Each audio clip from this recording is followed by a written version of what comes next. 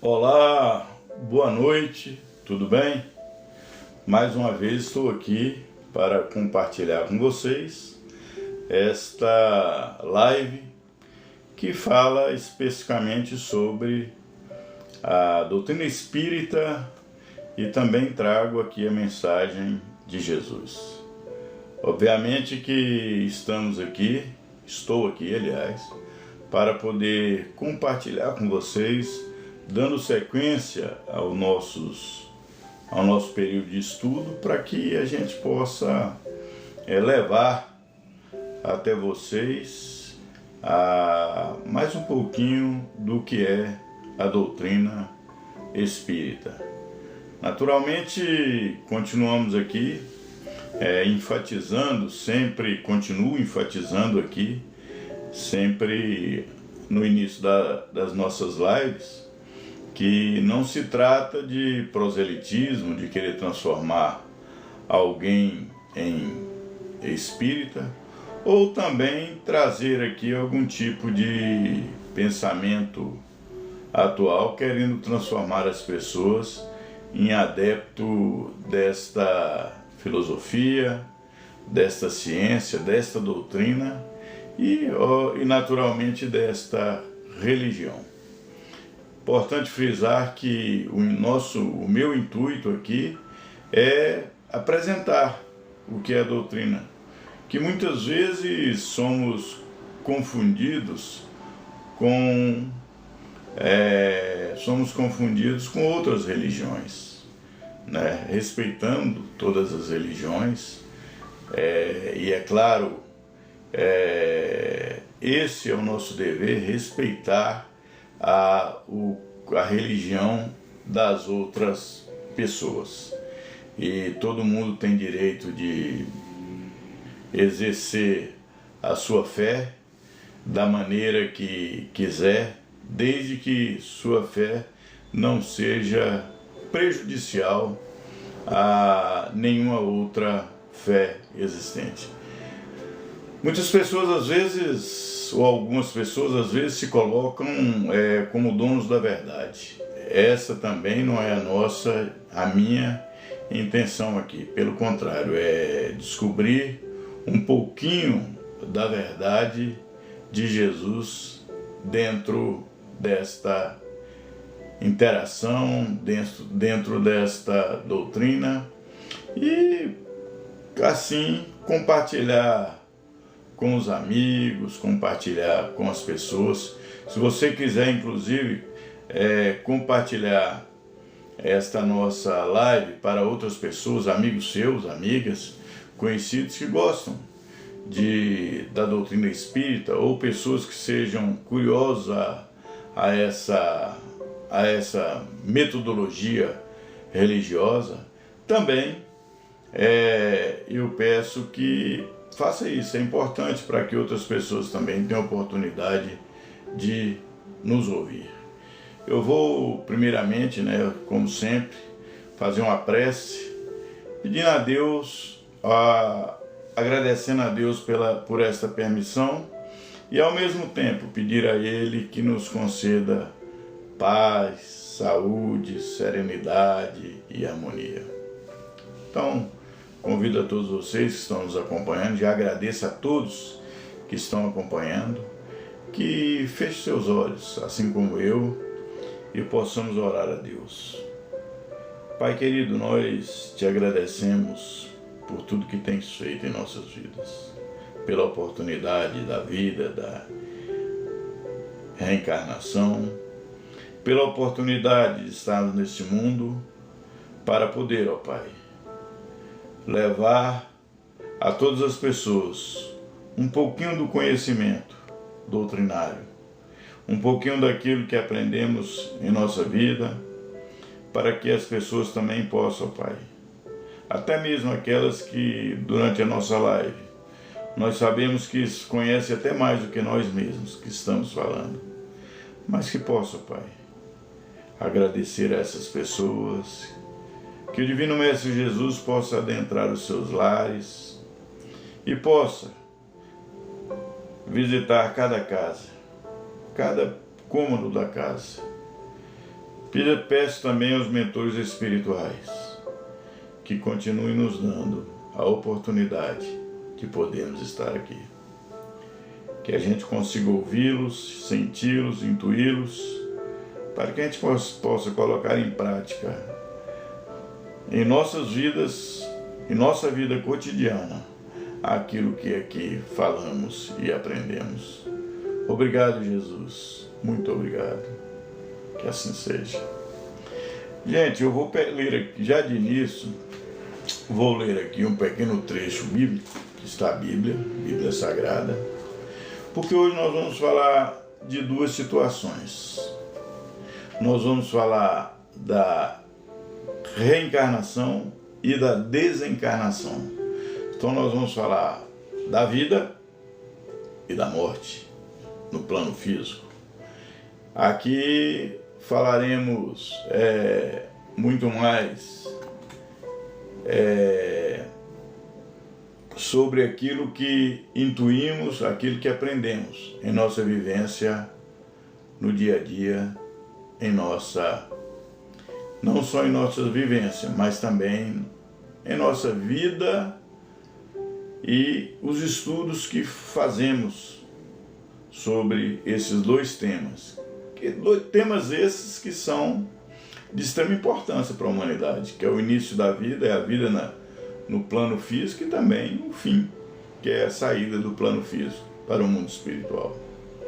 Então, vou ler aqui um pequeno trecho. Se você quiser compartilhar essa live para outras pessoas, é muito importante. Agradeço, inclusive. Vou ler aqui um pequeno trecho bíblico no capítulo 3 do livro de João, do Evangelho de João, que não estou lendo aqui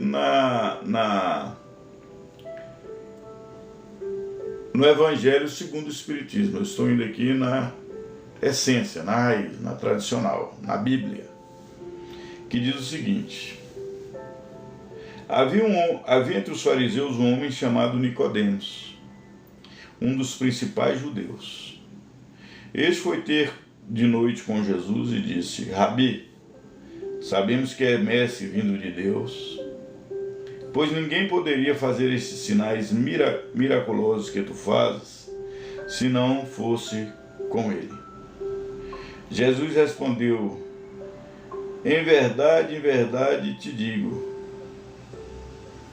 quem não nascer de novo não pode ver o reino de Deus. Perguntou Nicodemos: como pode um homem nascer de novo, sendo velho? Poderá voltar ao ventre da sua mãe e nascer? Jesus respondeu: em verdade te digo, que aquele que não nascer da água e do Espírito não pode entrar no reino de Deus. E acrescentou mais Jesus: o que é nascido da carne é carne, mas o que é nascido do Espírito é Espírito. Não te maravilhas que eu te dizer, necessário vos é nascer de novo.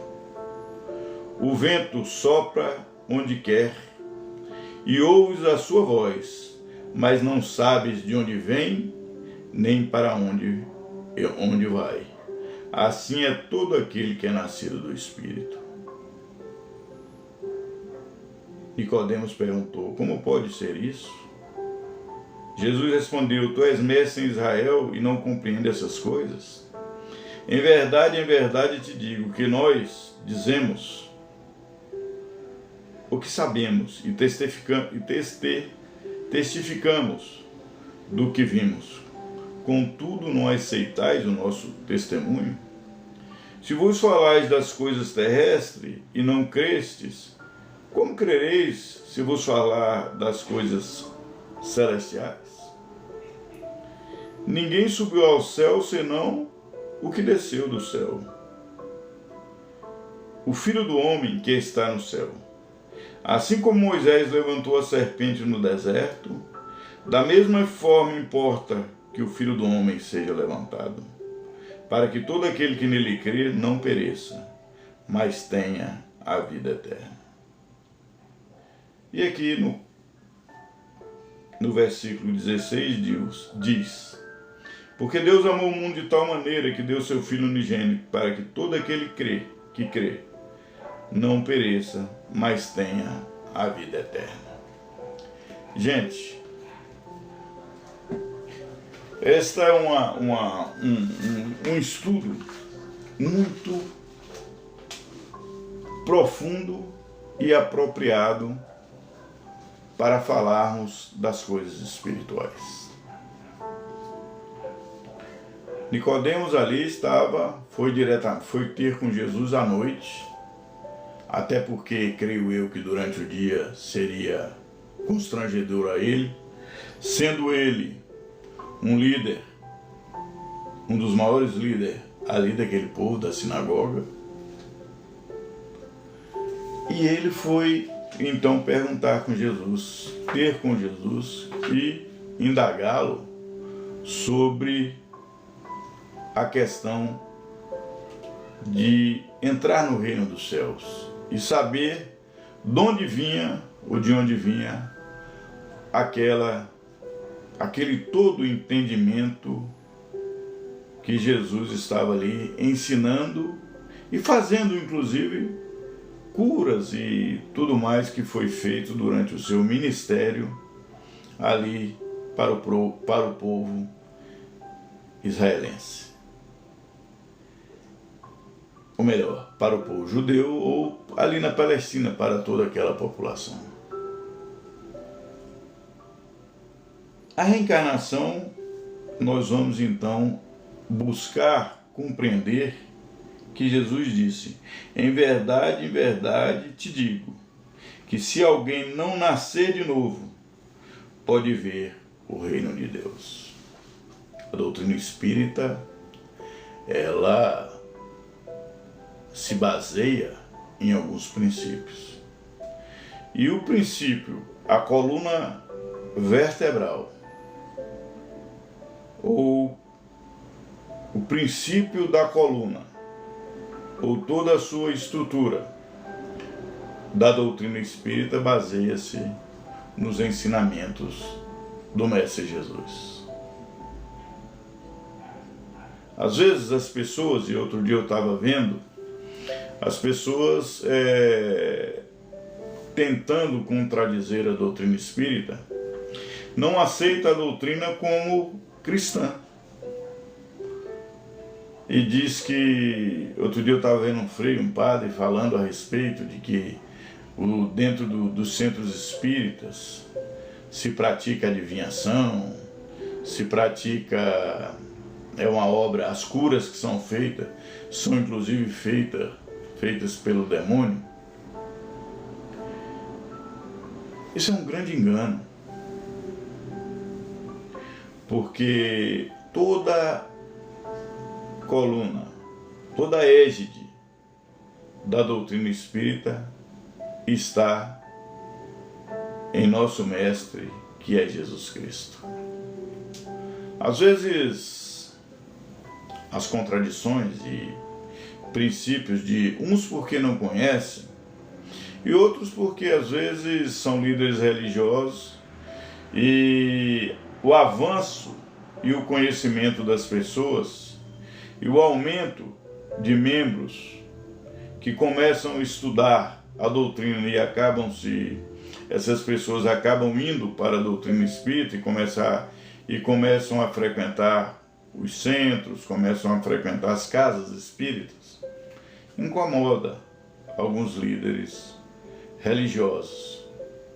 Porque às vezes a religião, ela muito mais do que deve ser uma função de ligar o homem às coisas espirituais, alguns agem com o povo como massa de manobra e usam a religião para poder não aliviar as pessoas, não consolar as pessoas, mas usam a religião para assustar e manipular as pessoas.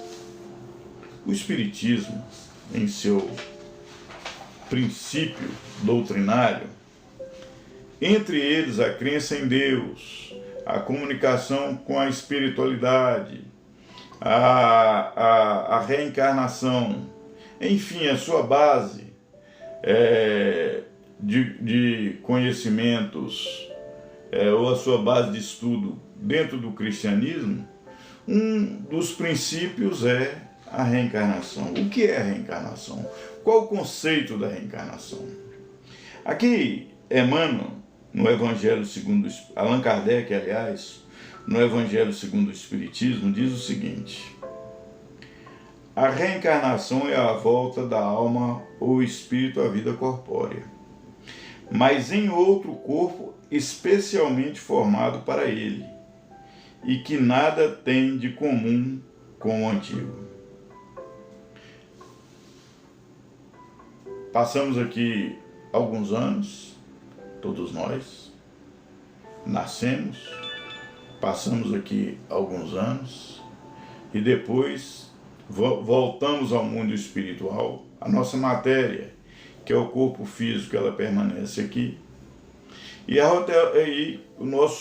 nossa centelha divina, falei outro dia sobre o espírito, perispírito e corpo, está nas lives, se vocês quiserem assistir, está aí nas lives que faço no TikTok, está aí. E Boaz de Albuquerque. E ao deixarmos o mundo físico, nós então vamos ao mundo espiritual. Isso seria como se deixássemos uma cidade e fôssemos para outra, ou um país e fôssemos para outro. Mas nem tudo aquilo, durante o período que ficamos aqui, seja 50, 70, 100 anos, ou muito menos, ou mais, deu tempo de fazermos tudo aquilo que tínhamos que fazer aqui no planeta Terra. A reencarnação é uma realidade. O objetivo da reencarnação, e aqui diz no Livro dos Espíritos, que diz que qual é o objetivo da reencarnação, para que serve a reencarnação? Os Espíritos nos respondem de que Deus impõe a encarnação, a fim de fazê-lo chegar à perfeição. Mas para alcançarem essa perfeição, têm que sofrer as vicissitudes da existência corporal. Nisto é a expiação. Está na pergunta 132 do Livro dos Espíritos. E mais adiante, diz o seguinte: qual o fim objetivado com a reencarnação? A resposta dos nossos irmãos espirituais é muito simples. A expiação, melhoramento progressivo da humanidade. Sem isso, onde há justiça? Livro dos Espíritos, na pergunta e resposta 167, 167. Meus amigos, minhas amigas, vamos parar para pensar friamente sobre essa questão. Eu tenho visto e sentido que, apesar de toda a evolução da humanidade, e o que nos assusta é que a violência ela é uma permanência em seres humanos. Essa semana aqui na cidade que moro, à margem do Distrito Federal, foram vários assassinatos. E isso nos leva a crer que o homem precisa e muito ainda evoluir. Evoluir moralmente. Porque se pararmos para analisarmos juntos aqui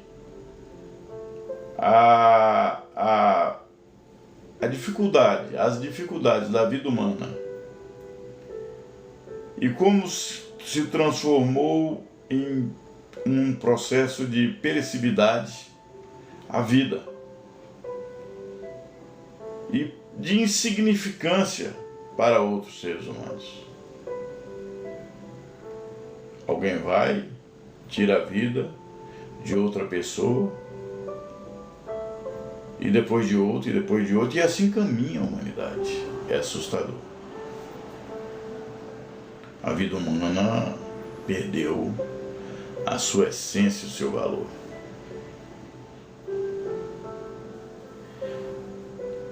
É assustador também a falta de compreensão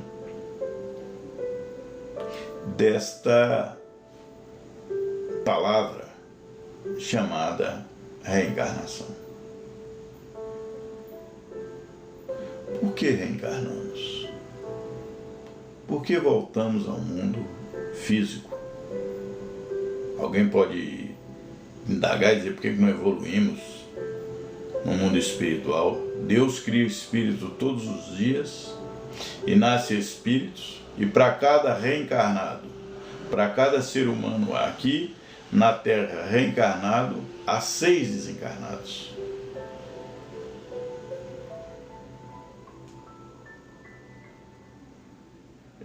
As pessoas se encontram neste plano físico e se reencontram. Alguém que nasce com defeito físico, logo na sua deficiência, aliás, defeito não, deficiência física, logo a partir do seu nascimento. O que justificaria uma criança já nascer com tantas doenças? Ou você vê um ser humano, às vezes, que tem várias deficiências motoras, e que você observa naquela pessoa que seria se tivesse a oportunidade de caminhar, de ter uma dinâmica maior, seria mais útil à humanidade?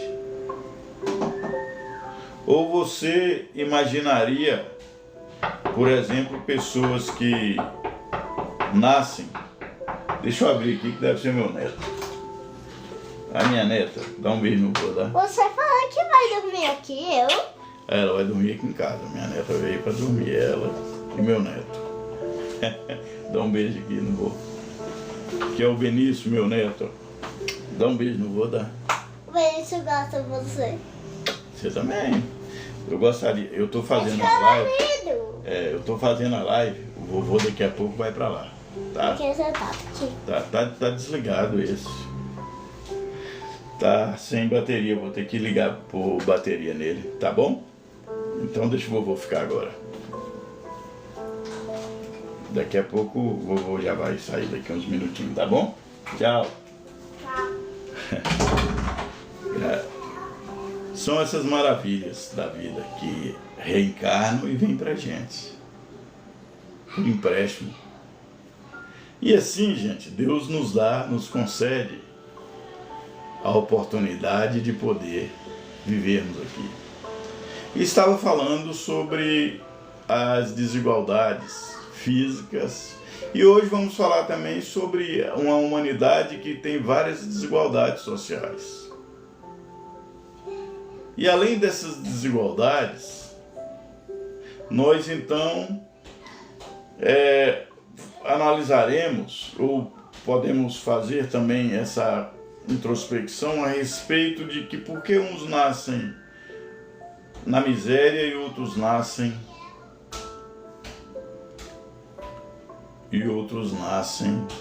na luxúria. Seria Deus injusto? Ou alguns desses que nascem na miséria hoje já viveram na luxúria em outras vidas? Ou alguns que nascem na luxúria hoje já viveram na miséria em outras vidas? Para passar por essas experiências, por essas expiações, para poder encontrar esse reino dos céus, ou esse avanço espiritual. Jesus, quando disse a Nicodemos, se falo de coisas da terra, você não compreende, imagina como se falar de coisas do mundo espiritual, dos céus. Muitas pessoas não compreenderam a importância deste processo chamado reencarnação. A reencarnação é a maior prova da justiça divina. Deus nos concede oportunidades. E todos nós somos iguais a partir do momento que temos dentro de nós uma chamada centelha divina. Aqui eu vou ler uma história que conta e que vai justamente ao encontro daquilo que estamos falando sobre a reencarnação. No século XVIII, em 1769, na varanda da Casa Grande, Maria Amélia arquitetava o terrível plano. Sim, Teresa Cristina não lhe roubaria o noivo, afastá-lo-ia do seu caminho, custasse o que custasse. Seus sonhos de moça apaixonada não seriam destruídos pela prima. Maria Amélia pensava, e num passeio a cavalo marcado para o dia seguinte, às margens do rio, deveria servir de algum modo para eliminar a prima. E ali se encontravam as abelhas mortíferas, que não sabiam aniquilar as duas reses, desprevenidas, bastaria somente colocar a prima ao alcance delas. Precisava ter um ideal.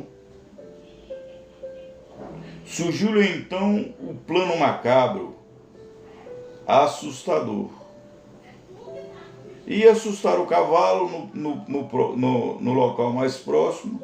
As abelhas nada sabiam. Ela nada sabia que era do perigo. Dispararia a arma entre as patas do animal, o que lançaria ao solo, fugiria em seguida. Depois ela própria retirar-se-ia do local e pronto, tudo terminava. Quer dizer que ela arquitetou na mente dela eliminar a prima, com medo de perder o noivo para a prima, e arquitetou toda uma trama na sua mente para que a prima fosse morta então pelas picadas de abelhas mortíferas. No dia seguinte, quando ambas se encontravam na zona perigosa, na cavalgada, Maria Amélia não hesitou e disparou a arma. O cavalo de Teresa Cristina empinou-a e a jovem caiu com um grito de dor. O zumbido ameaçador era audível. Afastou-se quando Maria Amélia esporeou o próprio animal e afugentando a outra montaria, afastou-se rapidamente ao longe, onde poderia ouvir os gritos de Teresa Cristina. Mais tarde, o corpo da jovem foi encontrado quase disforme. Tudo parecia um acidente. O tiro não foi ouvido a todos. Acreditavam que Maria Amélia escapara por um milagre e sua prima não tivesse a sorte. Então ela conseguiu. O que ela imaginou, ela conseguiu então que acontecesse com sua prima. Teresa Cristina morreu pela maldade e feito de Maria Amélia.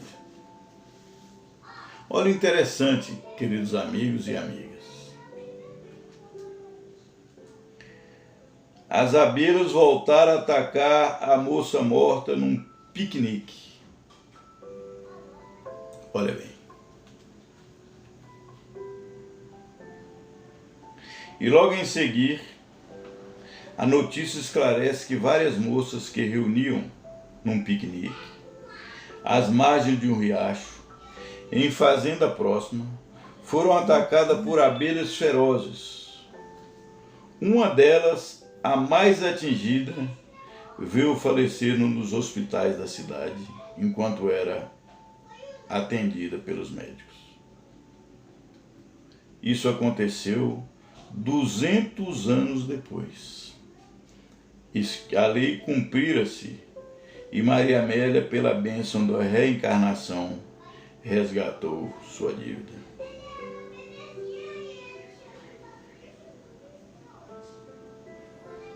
Isso está escrito por Hilário Silva e Valério, Histórias da Vida. Amigos, amigas, isso chama-se a lei de causa e efeito, a lei da semeadura, a lei da reencarnação. Nem o mal que praticamos nesta vida, nem o mal que praticamos anterior a esta vida, em outra vida, e nem o bem que praticamos nesta vida ou anterior a esta vida, não tem efeito. Toda causa, certo? Todo efeito, aliás, tem uma causa. Devemos nos compadecer pelas pessoas que estão em sofrimentos, em doenças.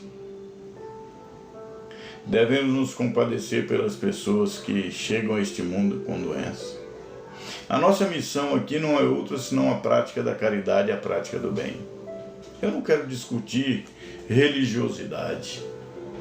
Eu não quero discutir se a minha religião ou a religião de outro é melhor ou pior do que a minha. Cada um fica onde se sinta bem. Mas eu quero sim discutir a justiça divina. Não questioná-la, mas discutir. Falar sobre a reencarnação. Falar sobre a oportunidade de estarmos aqui. Vocês já perceberam que tem famílias que vivem em guerra? São conflitos permanentes. São vários espíritos que reencarnam numa mesma família para ver se Deus é tão perfeito, para ver se ali, através dos laços de consanguinidade, laços de família, superem as grandes desavenças do passado. Não há como pensar em justiça divina e não pensarmos nas possibilidades e na existência da reencarnação. Vocês já perceberam que tem pessoas que às vezes você chega perto e fala: nossa, não gostei de fulano, não gostei dessa pessoa, sem motivo nenhum, sem nunca ter conversado com aquela pessoa, tomar uma água.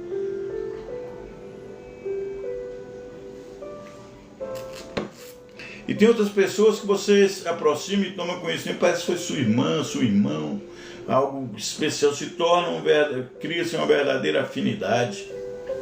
Ainda brinca que isso parece coisa do passado.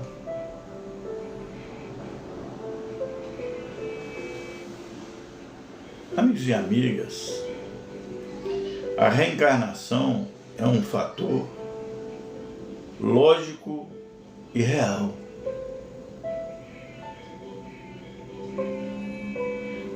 Na própria Bíblia, quando perguntaram a Jesus uma promessa que tinha que o Elias voltasse, Jesus disse: ele já veio. E Elias foi João Batista. Jesus, quando olhou para ele, disse: eis o Elias. Jesus, em um diálogo com seus discípulos, e perguntou: o que dizem o povo, quem sou? Jesus era Jesus, ele não precisava fazer essa pergunta aos discípulos. Aí um disse: tu és o Elias, tu és isso, tu és aquilo. Simão Pedro disse: não, tu és o enviado de Deus a este plano. Mais ou menos assim, contextualizando.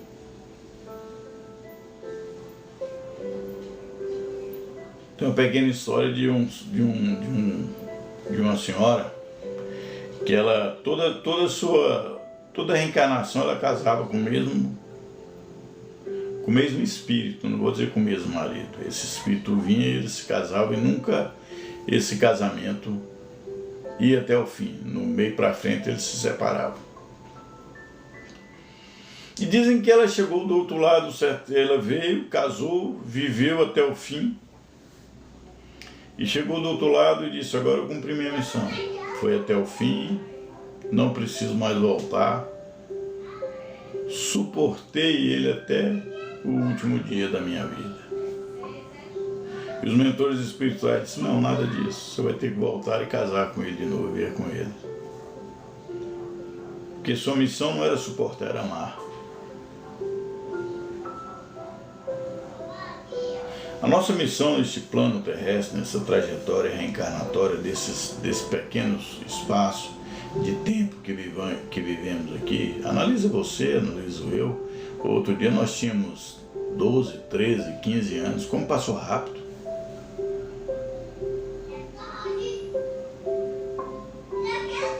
E esta oportunidade de vida neste mundo físico não é uma oportunidade qualquer. Tem aqueles filhos que falam para os pais: se não nasce, eu não pedi para nascer, não pediu não, implorou. Que é oportunidade. A cada reencarnado, 6 desencarnados.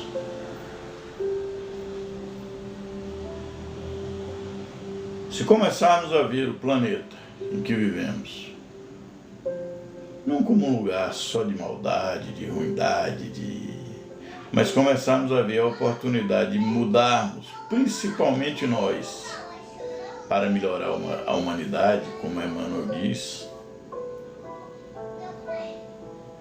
nós vamos entender que a reencarnação, além de ser uma verdade, além de ser essa verdade que a gente precisa ter compreensão, e essa compreensão é uma compreensão muito mais, uma compreensão divina e não material da reencarnação. Porque a reencarnação ela não veio só dos espíritos da doutrina espírita que hoje está aí. Ela antecede isso. No Oriente já se acreditava na reencarnação, em muitos pensamentos. A reencarnação, quando no Livro dos Espíritos nos responde qual é o fim objetivado pela reencarnação. Expiação. Expiação, gente, é provação, não é prova, aliás. Expiação é resgate. Resgate para o melhoramento, e aqui diz o seguinte: melhoramento progressivo da humanidade. Para que a humanidade evolua, é preciso que eu evolua, que você evolua, que nós, de uma maneira geral, possamos evoluir. Então não basta pregar uma religião, não basta dizer que transformou através de uma religião. Não basta vender uma imagem de um religioso, mas o que nos chama, que nos exorta Jesus, é a necessidade de nascermos novamente. Mas que hoje é uma oportunidade única nesta vida. E quando diz aqui, a reencarnação é a volta da alma ou o espírito à vida corpórea, mas em outro corpo especialmente formado para ele, que nada tem em comum com o antigo. Esse corpo aqui, ele não, a partir do momento que desencarnamos, ele volta ao seu estágio primitivo. Então será outro corpo, devidamente formado numa outra vida. Isso é muito sério, gente. E a partir do momento que temos a possibilidade de falar sobre essa maravilha, sobre essa realidade divina, de que nós temos a oportunidade de resgatarmos, de espiarmos e resgatarmos todos os nossos débitos, que às vezes o espírito que nasce simples e ignorante caminha para caminhos perversos. Tem pessoas que têm perversidade que você percebe até no olhar. Mas todos um dia seremos espíritos evoluídos. Mas é para que isso aconteça, todos aqueles que adquirem um conhecimento, que avançam um pouco mais, possam expor esse conhecimento. Mas não basta só falar. É necessário praticar. Não basta ter uma excelente oratória. Não basta ler livros e conhecer tudo filosoficamente. É importante? É. Mas a prática, ela deve ser o fundamental em todas as nossas atividades. Gente, é isso aí. Na próxima nós vamos falar sobre a desencarnação, sobre a morte. Mas é um assunto até que tem gente que tem pavor, né? Mas nós vamos estar falando, dando sequência a esse estudo. Poderíamos falar hoje, mas já passou muito tempo.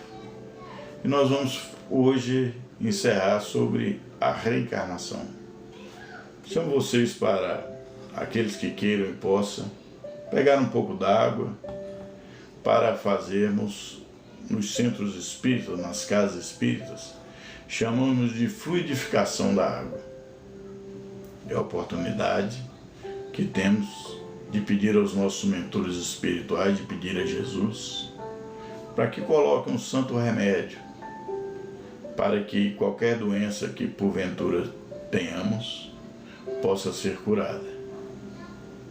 E esta prática é uma prática das casas espíritas sobre o chamado água fluidificada.